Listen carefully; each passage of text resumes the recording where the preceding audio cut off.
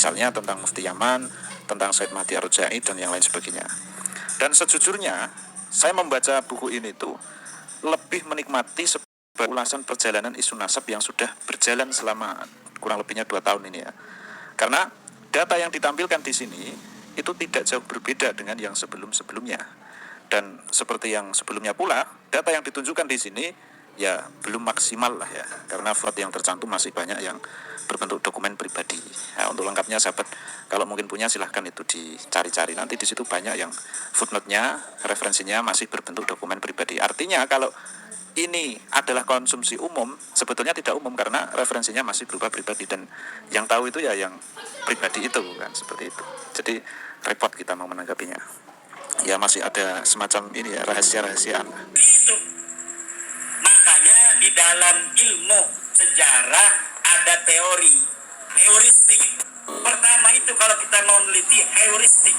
Heuristik itu adalah mengumpulkan seluruh sumber-sumber yang berkaitan dengan apa yang kita teliti.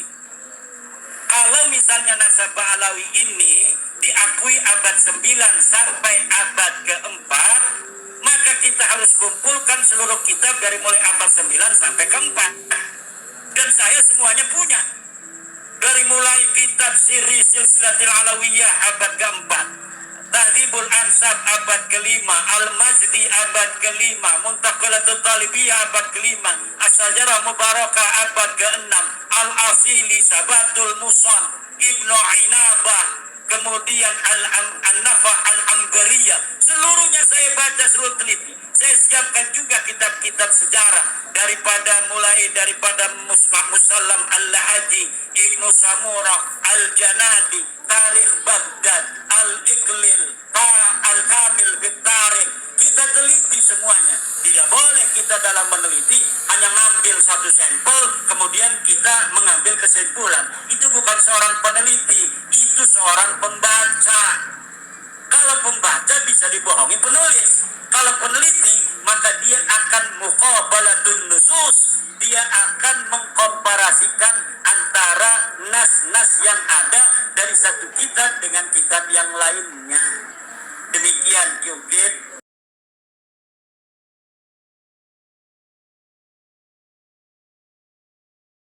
Wong debat agama kok gak ada referensi, ora ono kitab. Aman menurut saya. Memangnya Anda penting dalam wali ora, ulama ora kok debat agama menurut. Memangnya Anda mujtahid. Kudune gak menurut kitab yang saya baca dalam mazhab Syafi'i kitabnya ini begini. Sing sitok bantah dalam mazhab Maliki kitabnya ini. Wah itu keren. Aku teko nang majelis. Debat menurut saya, emangnya Anda siapa? Nabi ndak, wali ndak, ulama ndak? Kok mau agama menurut Anda? Wis wargane ora mesti kok ape. Makanya dibiasakan pakai referensi, pakai sanad. Agama ini butuh sanad. Inna hadzal ilma dinun fanzuru amman ta'khuduna dinakum. Lihat di muqaddimah Sahih Muslim. Agama ini ilmu, ilmu ini agama. Maka lihatlah ilmu itu kamu ambil dari mana? Dari mana? Karena tanpa sanad ini bahaya. Bahayanya tadi, misalnya begini. Ada orang alim soleh berteman orang kafir. Atau berteman orang fasik. Atau berteman perempuan cantik. Dia alim loh, alim soleh seolah lagi. Ada orang alim soleh berteman perempuan cantik. Atau orang fasik atau orang kafir. Pasti di hatinya satu.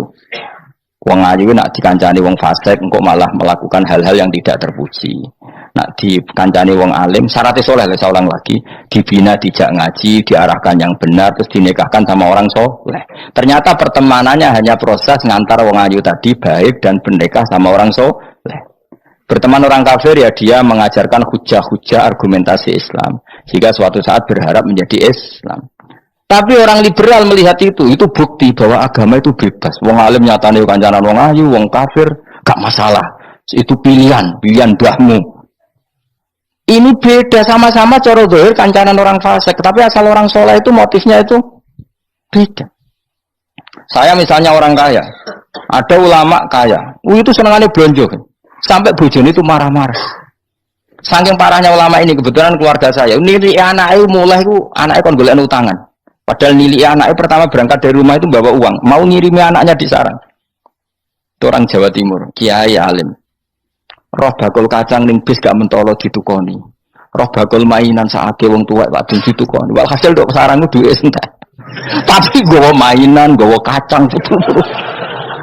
Saake jare. Sama-sama belanja. Dekne niate nyebar rahmate Allah. Yo saya pernah ngalami itu meskipun di ada skala yang ekstrim itu.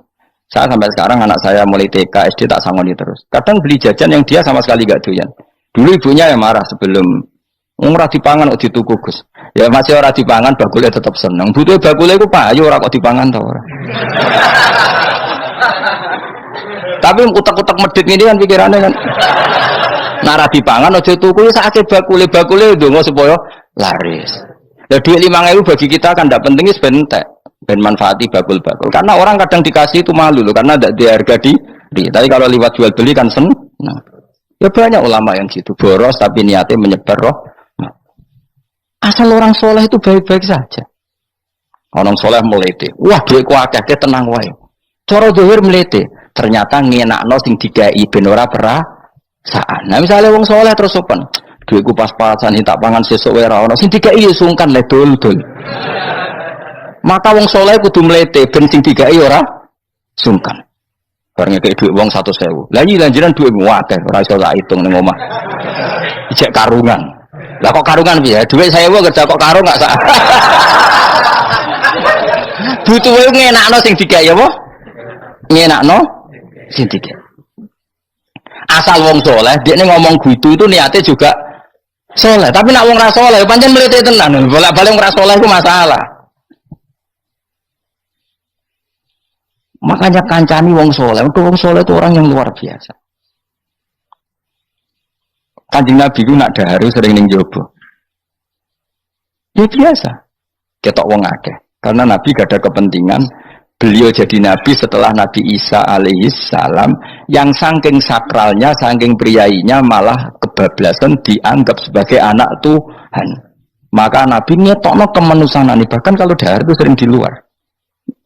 Gue ngetokno anak Nabi itu dahar sebagai umumnya kayak apa orang soleh. Lho kula nate berusaha khusyuk itu meneng. Malah nyipi kuwi elek.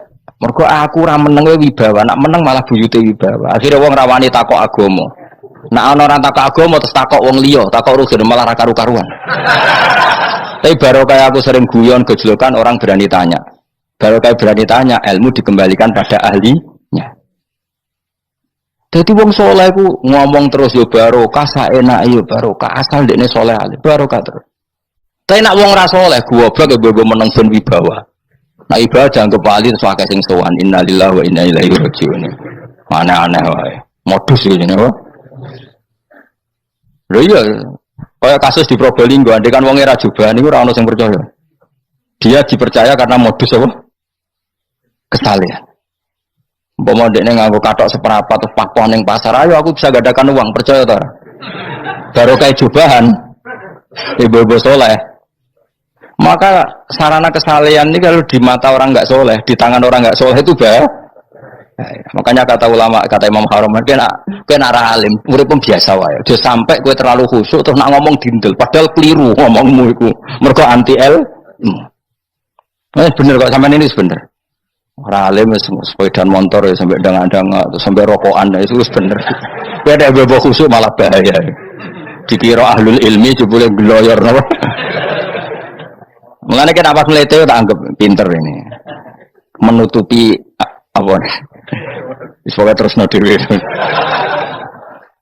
Jadi itu ada aturannya. Pokoknya yang penting itu soleh alim. Makanya saya berkali-kali cerita, saya punya sanad sampai Sufyan bin Uyainah itu termasuk gurunya Imam Syafi'i. Ya gurunya Imam Syafi'i itu yang paling masyhur itu Muslim bin Khalid Az-Zanji ketika kecil. Beliau diajari sufi oleh Sufyan bin Uyainah. Kemudian ngaji hadis sama Imam Malik. Cuma di Indonesia yang terkenal beliau hanya muridnya siapa? Imam Malik. Sebenarnya dia ngaji lama itu malah sama Sufyan bin Uyainah. Sufyan bin Uyainah ini yang punya riwayat bahwa Nabi Isa dan Nabi Yahya pernah bertemu.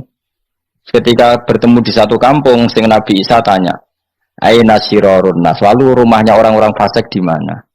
Sing Nabi Yahya selalu tanya, "Aina khiyarun nas?" Selalu rumahnya orang-orang baik di mana?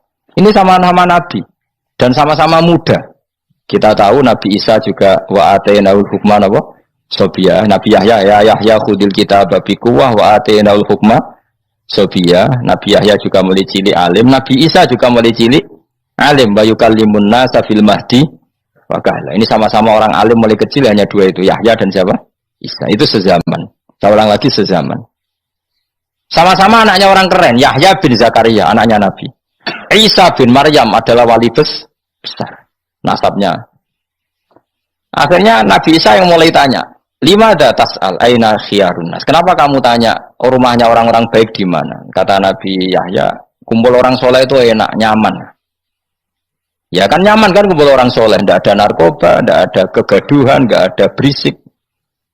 Terus kemudian Nabi Yahya tanya, "Limada tas'al aina shirarun nas?" Lalu kenapa Anda tanya di mana rumahnya orang-orang buruk?